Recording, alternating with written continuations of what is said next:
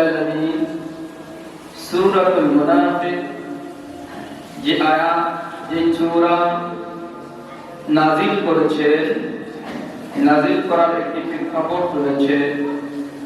সূরার মধ্যে মুমিনদের কিছু উপদেশ বাণী রয়েছে, সতর্ক বাণী রয়েছে মুনাফিক সম্পর্কে। মুনাফিক কারা, তাদের চরিত্র কেমন হবে, তাদের ব্যবহার কেমন হবে, তাদের মুখের ভাষা কেমন হবে, তাদের দিনটা কেমন থাকবে, আল্লাহ পাক রব্বুল আলামিন সব কিছু সূরা মুনাফিকের ভিতরে বর্ণনা করেছেন। যাদের এই কেলামকে লগলে এই দুঃসময় প্রত্যেকটা মুমিনের সূরা মুনাফিকের তাফসীর তরজমা জানা অতি জরুরি বলে আমি মনে করি। চতুর্দিক থেকে আমাদের ডাইনে মুনাফিক, বামে মুনাফিক, সামনে মুনাফিক, পিছনে মুনাফিক, পাগড়ি বাঁধা জুব্বা পরা এরাও মুনাফিক, স্বাভাবিক টাই পরা এরাও মুনাফিক। মুনাফিকদেরকে চেনা খুব মুশকিল। কাফেরদের চেনা সহজ, কিন্তু মুনাফিকদেরকে চেনা খুবই কঠিন।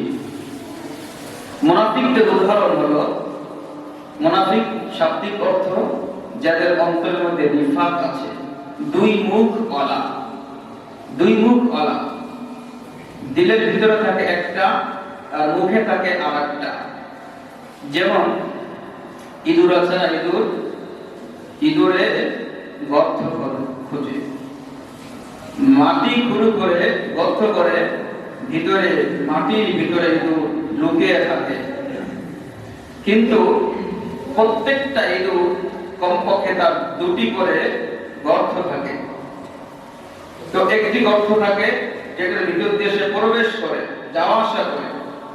আরেকটি গর্ত যেখানে দেখবেন যে অনেকগুলো মাটি উপরে রেখে দেওয়া, মানুষ বুঝবে যে এটা ইঁদুরের গর্ত, এখানে ইঁদুর যাওয়া আসা করে। আসলে যে গর্ত দিয়ে ইঁদুর যাওয়া আসা করে সেটা থেকে খুবই ছোট এবং পরিষ্কার, আর যেটা দিয়ে যাওয়া আসা করে না সেটা বড় গর্ত করে অনেকগুলো মাটি সেখানে রেখে দেয়। মানুষ বুঝবে যে এখান দিয়ে তো ইঁদুর যাওয়া আসা করে, ইঁদুর ধরার জন্য বেঁধে থাকবে, কিন্তু ধরতে পারবে না, তাকে খুঁজেই পাবে না।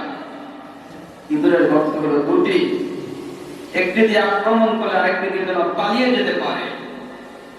আল্লাহ পাক রব্বুল আলামিন পবিত্র কোরআনুল কারীমের ভিতরে তাই বলতেছেন, মুনাফিকদের অবস্থা হলো দুটি, একটি হলো দিল, একটি হলো মুখ। তারা মুখ দিয়ে বলবে একটা, তাদের দিলের ভিতরে থাকবে আরেকটা। মুখ দিয়ে আপনি বলবেন, আল্লাহ রাব্বুল আলামিন বলেন, ইযা জাআকাল মুনাফিকুনা ক্বালু নাশহাদু ইন্নাকা লারাসূলুল্লাহ। নবীজির সামনে মুনাফিকরা এসে কালিমা পড়তো, আশহাদু আল্লা ইলাহা ইল্লাল্লাহু ওয়া আশহাদু আন্না মুহাম্মাদান আবদুহু ওয়া রাসূলুহু। তারা কালিমা পড়তো, আল্লাহ এক, আপনি আল্লাহ রাসূল, আমি সাক্ষ্য দিচ্ছি। ক্বালু, তারা বলতো, নাশহাদু ইন্নাকা লারাসূলুল্লাহ, আমরা সাক্ষ্য দিচ্ছি আপনি তো আল্লাহ তাআলার রাসূল। আল্লাহ রাব্বুল আলামিন বলেন, আল্লাহু ইয়ালামু ইন্নাকা লারাসূলু, আল্লাহ তাআলা জানেন আপনি আল্লাহর রাসূল, কিন্তু সাবধান, আল্লাহু ইয়াশহাদু, তারাও সাক্ষ্য দিয়েছে আপনি আল্লাহর রাসূল। ইয়া আল্লাহর রাসূল, আমিও আপনাকে সাক্ষ্য দিচ্ছি, আল্লাহু ইয়াশহাদু, আমিও তাদের ব্যাপারে সাক্ষ্য দিচ্ছি, ইন্নাল মুনাফিকিনা লাকাযিবুন, তারা মুনাফিক, তারা মিথ্যাবাদী, তারা যে সাক্ষ্য দিয়েছে সেটা মিথ্যা। কেন জানিয়ে দিয়েছে আল্লাহ পাক?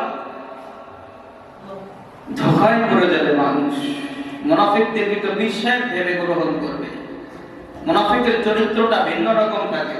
যারা মুনাফিক এরা সূরাতে লিবাস একটু বেশি, দরবেশি ভাব তার ঘরে। পরের আয়াতে আসতেছে, তাদের ভাষা থাকে মিষ্টি, তাদের কথা শুনে মানুষ আশ্চর্য হয়ে যাবে। তাদের ভাষা থাকবে এত সুন্দর, সাদাটা গোছানো, যেন ধোঁকায় পড়তে না পারে। আল্লাহ পাক রব্বুল আলামিন এর জন্য মুনাফিকদের সম্পর্কে আল্লাহর নবীকে সতর্ক করেছে, আল্লাহর নবী সাহাবায়ে-কেরামকে সতর্ক করেছে। মুনাফিকরা তারা মসজিদে নববীতে এসে রাসূলের সাথে নামাজ পড়তো, সামনের কাতারে নামাজ পড়তো, পাগড়ি পরা থাকতো, জুব্বা পরা থাকতো। সাহাবায়ে-কেরাম বুঝবে কিভাবে? এই আয়াতের একটি শানে নুজুল আছে।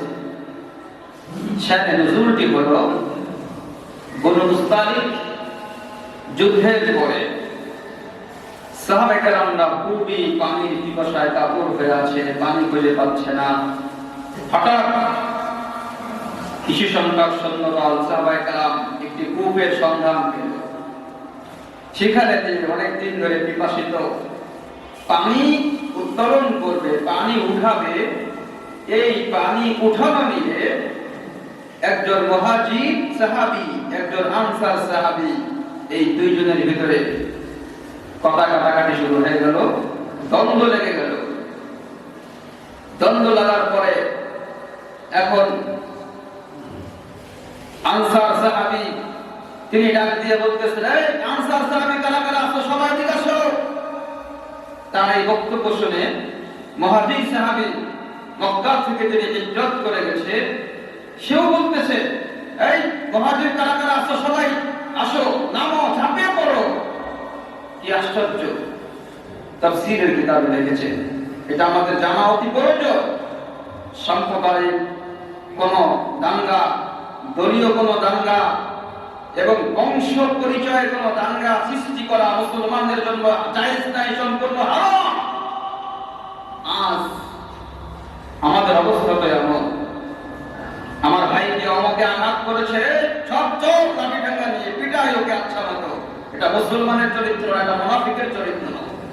তোমার ভাইকে আঘাত করেছে, তুমি তোমার ভাই বংশ পরিচয় তার পক্ষ নিয়ে তুমি অপর ভাইয়ের সঙ্গে তুমি যুদ্ধ করবা, এটা তো মুসলমানের চরিত্র না। তুমি তাদেরকে মিলিয়ে দাও, ন্যায় বিচার করো। হতে পারে তোমার ভাই নিজেই অপরাধী, অপরাধীর পক্ষে তুমি যদি এখন লড়াই করো, সংগ্রাম করো, এটা সম্পূর্ণ কুফরি করা। তুমি যদি অবস্থায় হত্যা হও, মারা যাও, তুমি জাহান্নামে। সতর্ক করে দিয়েছে। যখন আনসার সাহাবী বলল, আনসার যারা আসো সবাই আসো, মুহাজির সাহাবী বলল, সবাই এখানে, মুহাজির যারা আসো সকলে আসো। সাহাবীদের মধ্যে দুই দলে বিভক্ত হয়ে যাবে। আল্লাহ রাসূলের কাছে যখন খবরটা চলে গেল, আল্লাহ রাসূলের চেহারা পরিবর্তন হয়ে গেল, রাগে ধমক দিল, থামো। এই সমস্ত সবকিছু তো আইয়ামে জাহিলিয়াতের যুগের মানুষের বাক্য, মূর্খতা। এ ধরনের বাক্য তো কোনোদিন মুমিনের বাক্য হতে পারে না। তোমরা কি শুরু করেছো? নবীজির ধমক খেয়ে সাহাবায়ে-কেরাম ভয়তে থরথর করে কাঁপতেছিল। এর মধ্যে যে দুইজন সাহাবীর মধ্যে হাতাহাতি হলো, তারা পারস্পরিক একজন একজনকে ক্ষমা করে দিল, তারা মিলে গেল। কিন্তু মুনাফিক যারা, তারা সবসময়ের জন্য চায় মুসলমানদের মধ্যে দাঙ্গা লেগে থাকুক, মুসলমান শান্তিতে থাকুক। এটা কাফের বেঈমানরা চায় না। চিল্লাইবান ঠিক কি না? এরা সব সময় মুনাফিকি করে, দুশমনি করে। একাদের কথা ওখানে একটু বাড়িয়ে বলে দুশমনি লাগিয়ে দেয়, গঞ্জাম লাগিয়ে দেয়। কুখ্যাত মুনাফিক আব্দুল্লাহ ইবনে উবাই যখন দেখলো মুসলমানরা মিলে গেল, দাঙ্গা লাগলো না, উভয় পক্ষের মধ্যে মিলে গেল, মহব্বত তৈরি হয়ে গেল, তখন সে মুনাফিক শুরু করলো। আনসার সাহাবীদেরকে ডেকে বলল, তোমরা কাদেরকে টাকা দিয়েছো? মক্কা থেকে হিজরত করে যারা মদিনায় এসেছিল, ওদের বাড়ি ছিল না, ওদের ঘর ছিল না, ওদের টাকা পয়সা অর্থ সম্পদ কিছুই ছিল না। তোমরা তাদেরকে টাকা দিয়েছো, বাড়ি দিয়েছো, ঘর দিয়েছো। তোমরা কিন্তু আসলে দুধ কলা দিয়ে কাল সাপ পুষতেছো, সাবধান হয়ে যাও। যুদ্ধ থেকে ফিরে যাওয়ার পরে তাদেরকে বের করে দেওয়া মদিনা থেকে। মক্কা থেকে যারা হিজরত করে মদিনায় গিয়েছিল, সর্বপ্রথম গিয়েছিলেন কে? আল্লাহর নবী। চিল্লায়া বলেন কে? আল্লাহর নবী গিয়েছিল। সাহাবায়ে কেরাম তো নবীর মহব্বতে নবীর সাথে গিয়েছে। আর এই মুনাফিক বলতেছে তোমরা তাদেরকে টাকা দিয়েছো, এখন দেখো তোমাদের সঙ্গে দ্বন্দ্ব করে, 2 দিন পর তোমাদের ঘর বাড়ি সব কিছু দখল করে নিয়ে তোমাদেরকে ভাগিয়ে দেবে এখান থেকে। দ্বন্দ্ব কিভাবে লাগানো যায়? সমস্ত মুনাফিকরা বৈঠকে বসলো, যেভাবে হোক না কেন এই গ্যাঞ্জাম যেন মিথ্যে না পারে, এই গ্যাঞ্জাম যেন মিথ্যে না পারে, আনসারদের মধ্যে এবং মুহাজিরদের মধ্যে এমন দ্বন্দ্ব লাগিয়ে দেব, 2 জনে লড়াই করবে আর আমরা মাঝখানে বসে বসে হাতিদারি দেব, হাসবো। আমাদের গোলা বারুদ খরচ করার কোনো প্রয়োজন নাই, মুসলমানই মারামারি হত্যা করে তারাই করবে। ওই মজলিসের মধ্যে একজন বিশ্বস্ত সাহাবী, তার নাম হলো যায়েদ ইবনে আরকাম রাদিয়াল্লাহু তাআলা আনহু। তিনিও সেই মজলিসের মধ্যে অবস্থান করেছিলেন, বসা ছিলেন। মজলিস থেকে বের হয়ে বিশ্বনবী মুহাম্মদ আরবি রাসূল করিম সাল্লাল্লাহু আলাইহি ওয়াসাল্লামের কাছে যে যখন খবরটা বর্ণনা করলেন, ইয়া রাসূলুল্লাহ, ইয়া হাবিবাল্লাহ, আব্দুল্লাহ ইবনে উবাই কিন্তু এই মুনাফিকি করতেছে, মুসলমানদের মধ্যে ষড়যন্ত্র করতেছে, মুসলমানদের মধ্যে দ্বন্দ্ব সৃষ্টি করার জন্য কিন্তু ষড়যন্ত্র করতেছে। এই খবরটা যখন সমস্ত সাহাবীদের কাছে পৌঁছে গেল, মদিনার অলিতে গলিতে চায়ের দোকানে আলোচনা সমালোচনা চলতেছিল। আল্লাহর নবী তখন আব্দুল্লাহ ইবনে উবাইকে ডেকে নিয়ে আসলেন, জিজ্ঞাসা করলেন, তুমি কি ধরনের কথা বলেছো কিনা, আসলে কি সত্য?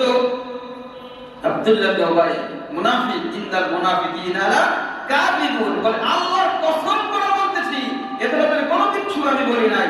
চায়ের থেকে আরকা মিথ্যা কথা বলতেছে। চিল্লায়ে বলেন নাউযুবিল্লাহ, নাউযুবিল্লাহ। আব্দুল্লাহ ইবনে উবাই যেমন তেমন কোন ব্যক্তি না, একজন সামাজিক বড় লিডার, বড় নেতা। এত বড় নেতার বিরুদ্ধে সাধারণ একজন ব্যক্তি অপবাদ দিয়েছে। সব সাহাবায়ে কেরাম মনে করতেছে যায়েদ ইবনে আরকাম তো সাধারণ একজন ব্যক্তি, আর যার বিরুদ্ধে অপবাদ দিয়েছে তিনি তো অনেক বড় একজন লিডার, অনেক বড় একটি নেতা। সুতরাং সে যেহেতু কসম করে বলতেছে, আল্লাহি, আল্লাহর কসম, আমি এ ধরনের কোনো কথা বলিনি, যায়েদ ইবনে আরকাম মিথ্যা বলতেছে। যায়েদ ইবনে আরকাম এখন সকলের কাছে ঘৃণার পাত্র হয়ে গেল, কেউ তাকে দেখতে পারে না। যায়েদ ইবনে আরকাম একজন মিথ্যাবাদী হিসেবে সমাজে সাব্যস্ত হয়ে গেল, যেহেতু এটা প্রমাণ করার মতো কিছুই ছিল না। যায়েদ ইবনে আরকাম ছিল একা, আর বাকি যারা ছিল সবাই তো মুনাফিক। সুতরাং সমাজে মুনাফিকদের পাল্লা, কাফের বেঈমানের পাল্লা একটু ভারীই থাকে। কথা বলেন ঠিক কি না? এরা তো শক্তিশালী থাকে, মুমিনরা একটু দুর্বলই থাকে। সমস্ত সাহাবায়ে কেরাম যায়েদ ইবনে আরকামকে ঘৃণার নজরে দেখতে থাকলো। যায়েদ ইবনে আরকাম ঘর থেকে বের হতে পারে না, লজ্জায় কারোর সামনে যেতে পারে না। আল্লাহ নবীর সামনে যেতেও যায়েদ ইবনে আরকাম লজ্জা পাচ্ছে। তার মূল বিশ্বাস ছিল অবশ্যই আল্লাহ রাব্বুল আলামিন মুমিনদের মাঝে মুনাফিকদের মাঝে একটি পার্থক্য করে দেবেন। কিছুদিন যেতে না যেতে একটি সফরে যাচ্ছিলেন, হঠাৎ করে দেখেন আল্লাহ নবীর চেহারা দিয়ে ঘাম ঝরতেছিল। সে যে উটনিতে সফর করতেছিল, ওই উটনিটাও বসে পড়ল। যায়েদ ইবনে আরকাম ভাবল, হয়তো বা আল্লাহর নবীর কাছে এখন বলি এসেছে।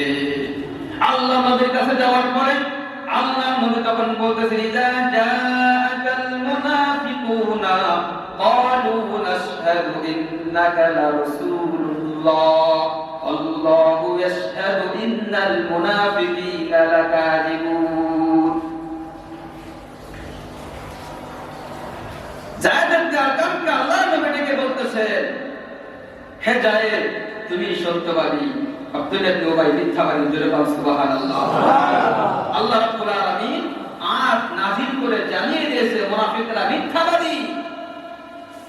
ওরা যে সাক্ষ্য দেয় আপনি আল্লাহর রাসূল, কিন্তু ওদের দিলের ভিতরে থাকে কুফরি।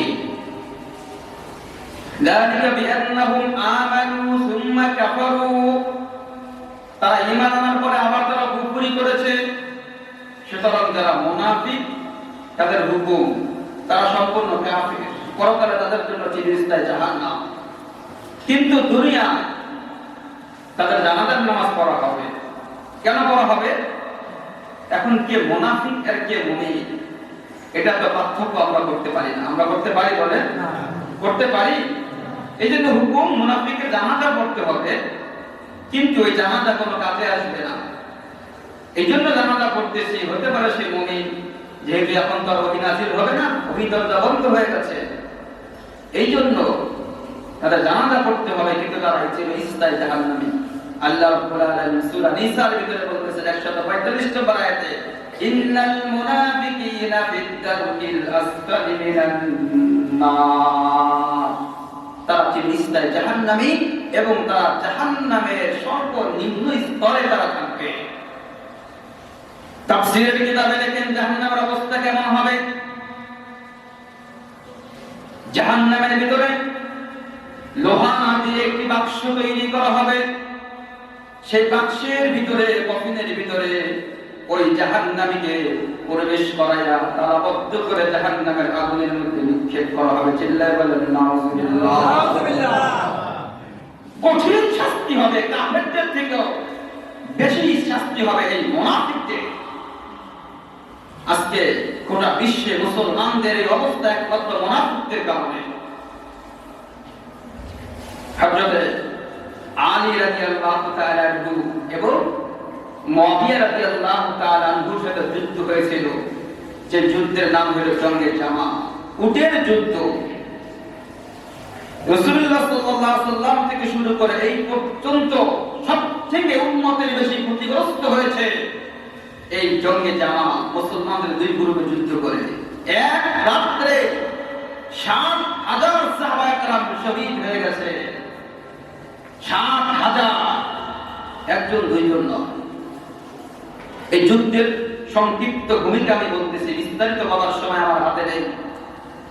যখন যুদ্ধ লেগে যাবে এমন একটি অবস্থা, আলী রাদিয়াল্লাহু তাআলা আনহু ভাবলেন তারাও তো মুসলমান, আমরাও তো মুসলমান, আমরা নিজেরাই যদি যুদ্ধ করে শেষ হয়ে যাই তাহলে তো আমাদের সব শেষ হয়ে যাবে।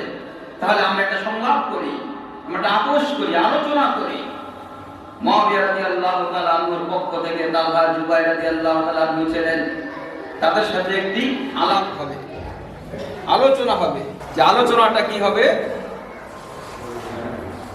আমরা একটি আপোষ করব।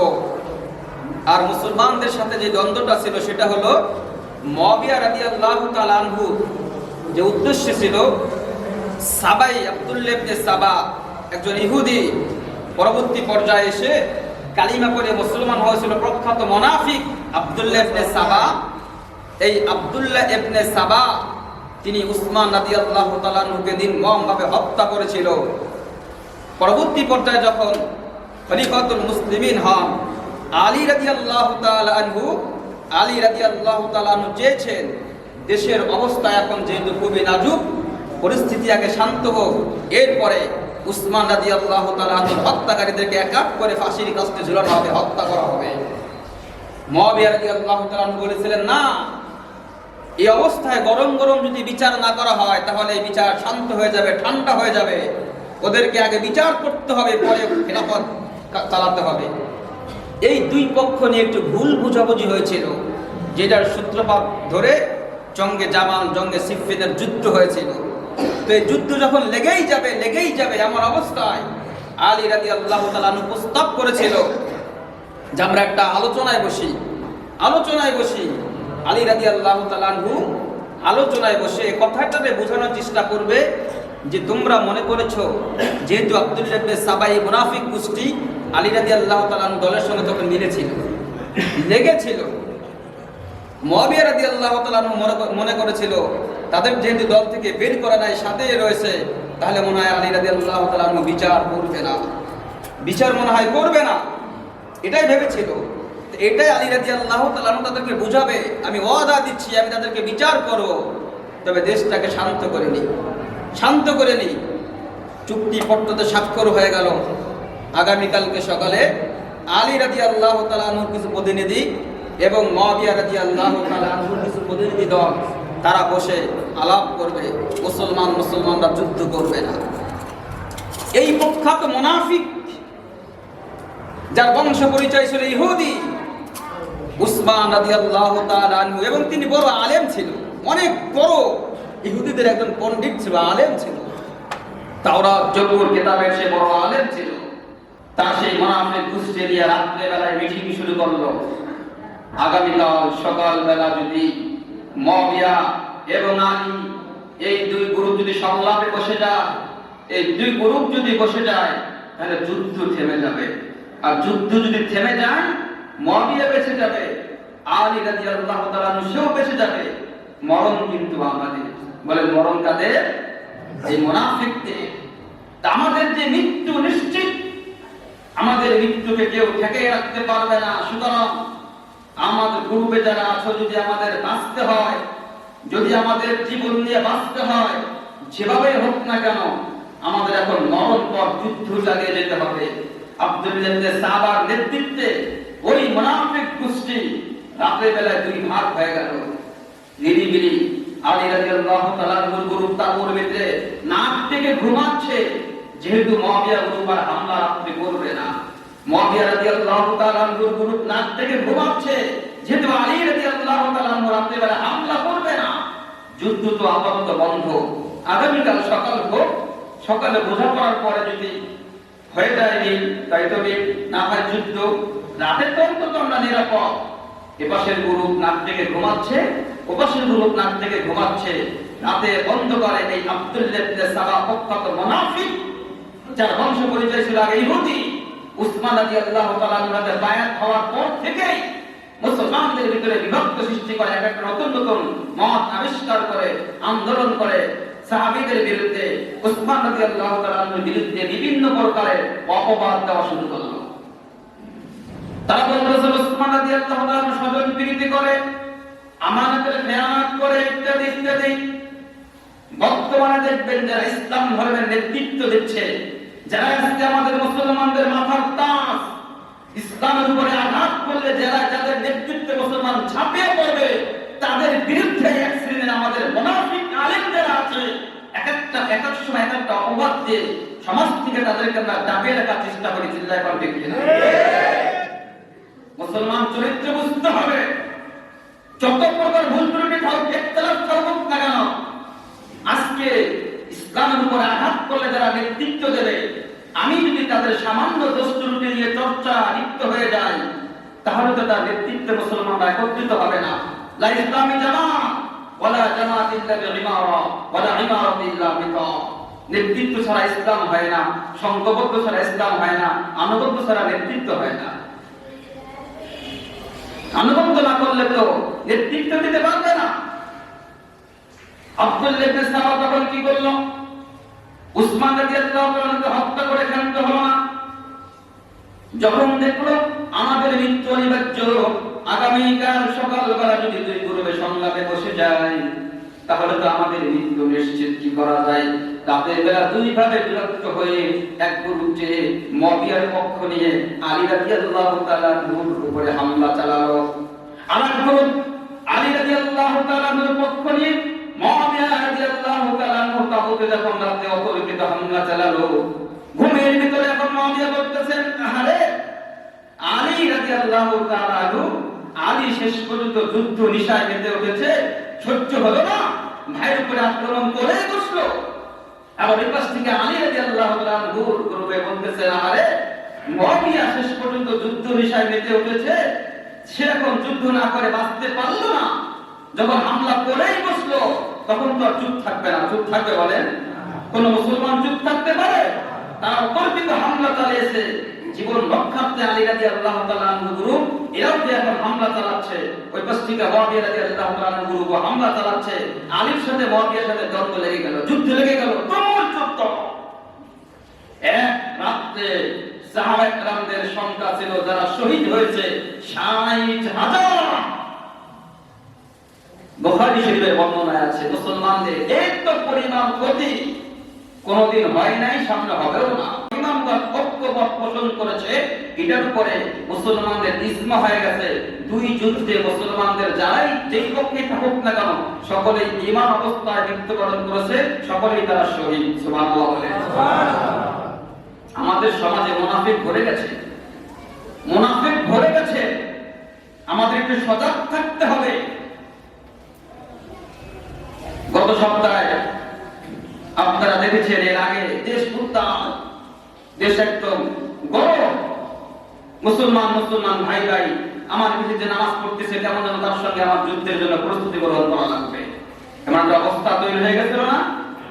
সারা বাংলাদেশে যাত্রাবাড়ি সাহেব আল্লামা মুহাম্মদ শফি সাহেব রাহমাতুল্লাহ আলাইহির ইন্তেকালের পর সমস্ত আলেমরা এখন যাত্রাবাড়ি সাহেবের সঙ্গে পরামর্শ করে সাধারণত কাজ করে থাকে। তিনি বর্তমানে বাংলাদেশে সমস্ত উলামা ইকরামদের একজন মুরব্বী। তিনি সমস্ত আলেমদেরকে আহ্বান করলো, এই পাশ থেকে সরকারকে তো এক মুনাফিক গোষ্ঠী, বামপন্থী গ্রুপ, যারা বাংলাদেশের শত্রু, যারা আওয়ামী লীগের শত্রু, এরা ভবিষ্যতে যদি প্রতিষ্ঠিত হতে পারে, প্রধানমন্ত্রী সহ আওয়ামী লীগ সহ ল্যাংমেরে খেলায়া এরাই সেই ব্রিটিশদের সেনা, ব্রিটিশদের চালা দেশকে দখল করবে।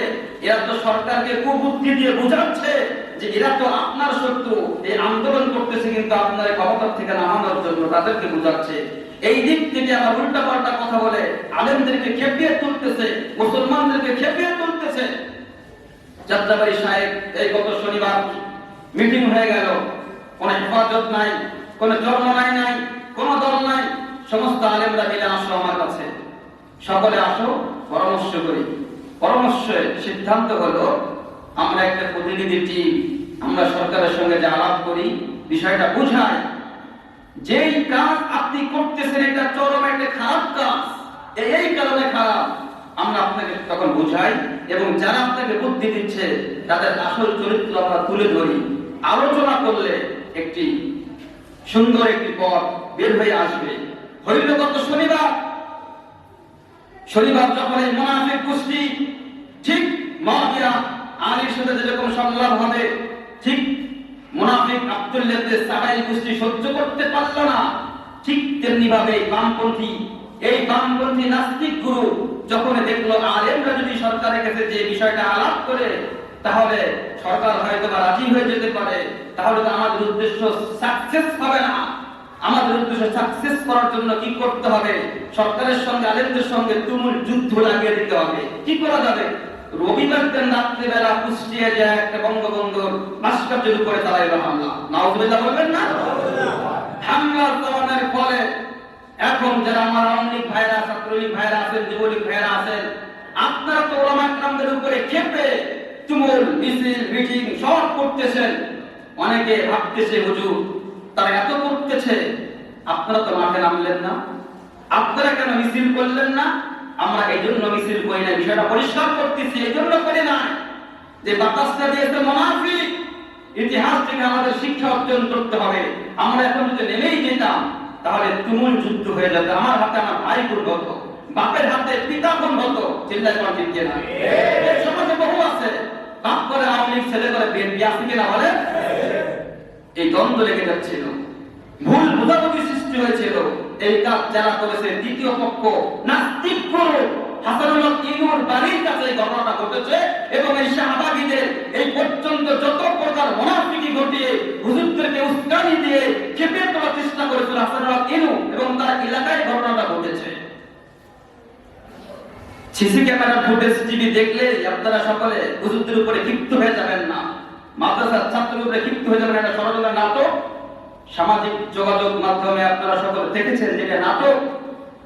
আদালত খুশির খবর, গতকালকে তারা যেই ফয়জুল করিমের বিরুদ্ধে, মামুন হকের বিরুদ্ধে, বাবুনগরের বিরুদ্ধে মামলা করেছিল, আদালত সেই মামলা খারিজ করে দিয়েছে। আলহামদুলিল্লাহ বলে গতকালকে সেই মামলা খারিজ করে দিয়েছে, মামলা নেয়নি।